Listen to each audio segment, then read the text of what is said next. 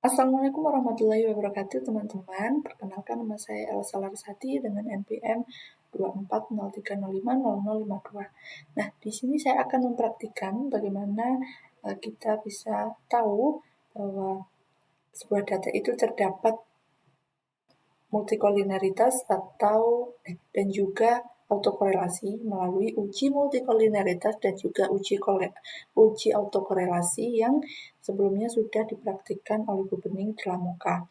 Nah, di sini saya akan mempraktikkan ulang agar kita bisa lebih paham ya tentunya teman-teman. Oke, sebelum kita masuk ke dalam sebuah data, saya akan menjelaskan sedikit mengenai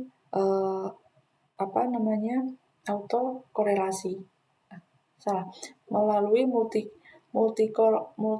multikolineritas terlebih dahulu ya. Nah, multikolineritas itu merupakan sebuah kondisi di mana data itu terdapat dua atau lebih variabel bebas, yang dimana variabel itu memiliki hubungan yang sangat kuat. Nah, jika variabel tersebut terlalu mirip, maka model akan kesusahan atau tidak bisa mencari pengaruh terhadap masing-masing, seperti itu.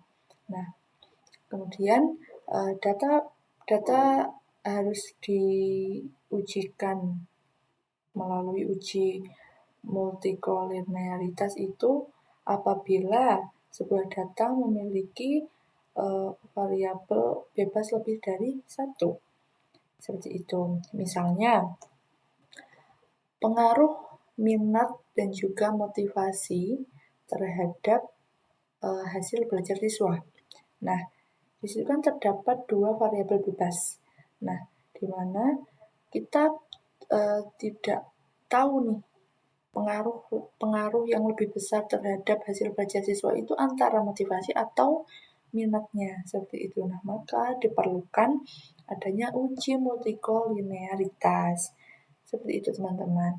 Nah, sebuah data bisa dikatakan tidak terdapat atau tidak ada multikolineritas apabila ya nanti toleransinya itu sebesar lebih dari 0,10 dan VIF-nya itu kurang dari 10. Nah, maka data itu tidak ada multikolineritasnya, seperti itu. Nah, kemudian langsung saja kita masuk ke data ya. Kita copy saja ya.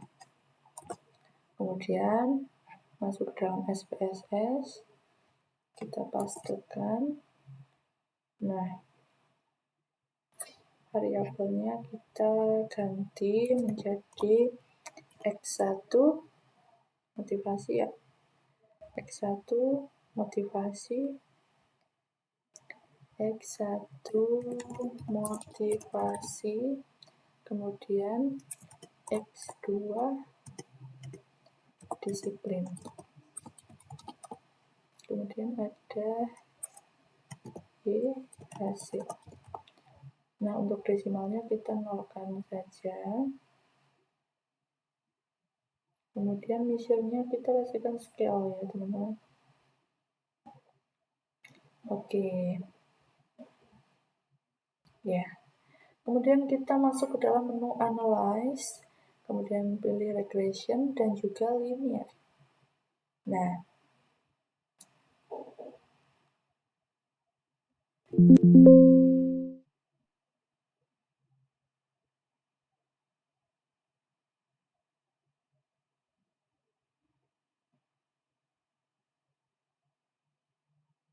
Nah, untuk variabel X ya, variabel X ini kita masukkan ke dalam independen ya, ke dalam independen atau bawah, kemudian ada hasil. Nah, hasilnya kita masukkan ke dalam dependen. Nah, kemudian setelah itu kita masuk ke menu statistik. Nah, kita centang untuk estimate-nya, kemudian ada model fit-nya kita centang, ada collinearity-nya kita centang, dan juga ada Darwin-Watson-nya. Nah, Darwin-Watson ini digunakan agar kita bisa tahu bahwa sebuah data itu nanti ada autokorelasinya apa tidak. Seperti itu. Nah, kemudian kita klik continue. Klik OK. Nah, oke. Nah, jadi di data ini didapatkan toleransinya ini sebesar 0,012 dan VIF-nya ini sebesar 84,943. Nah, sangat besar sekali ya teman-teman. Nah, tadi seperti apa bahwa sebuah data itu dikatakan tidak ada multikolineritas itu apabila toleransinya itu sebesar lebih dari 0,10 dan VIF-nya itu kurang dari 10. Nah, di sini toleransinya itu 0,012. Nah, ini dikatakan lebih kecil ya. Lebih kecil dari 0,10 dan VIF-nya ini 84,943 yang dimana lebih besar dari 10. Maka data ini dikatakan memiliki multikolinearitas seperti itu. Kemudian kita lanjut untuk menganalisis uji autokorelasi. Nah, melalui model summary. Nah, untuk uji autokorelasi itu sendiri rumusnya sama ya. Sama dengan multikolinearitas. Nah, sebelum itu sebenarnya apa sih autokorelasi itu sendiri? Nah, autokorelasi itu sendiri merupakan sebuah kondisi di mana data itu error.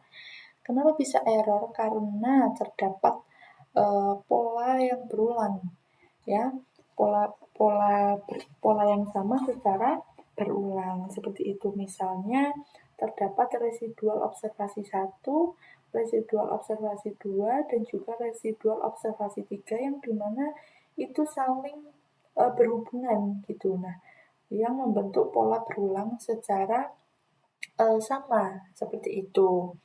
Nah, kemudian data itu bisa dikatakan tidak ada multikolinearitas apabila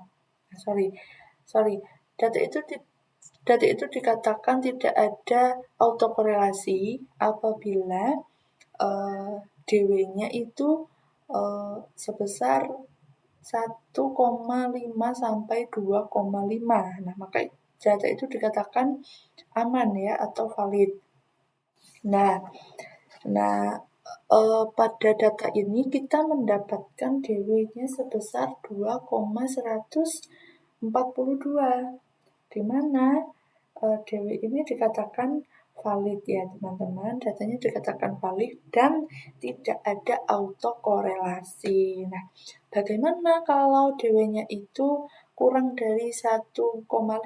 Nah, maka kalau DW-nya itu kurang dari 1,5, maka data itu dikatakan ada korelasi yang negatif ya teman-teman. Kemudian kalau DW-nya lebih dari 2,5, maka data itu dikatakan memiliki autokorelasi positif seperti itu. Nah, maka yang paling aman atau yang valid itu yang seperti apa? Yang di antara 1,5 sampai 2,5 seperti itu. Maka data ini tidak dikatakan valid atau tidak memiliki autokorelasi. Seperti itu, teman-teman. Nah, cukup sekian ya, teman-teman, untuk penjelasan dari saya. Semoga bisa membantu dan jelas seperti itu. Apabila ada kurang lebihnya saya mohon maaf. Wabillahi taufiq wal hidayah. Wassalamualaikum warahmatullahi wabarakatuh.